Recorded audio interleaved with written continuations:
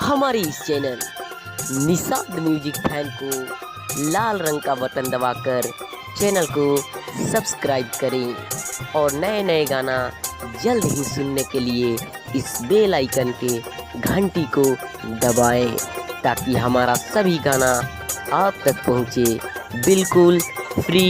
Free free. धन्यवाद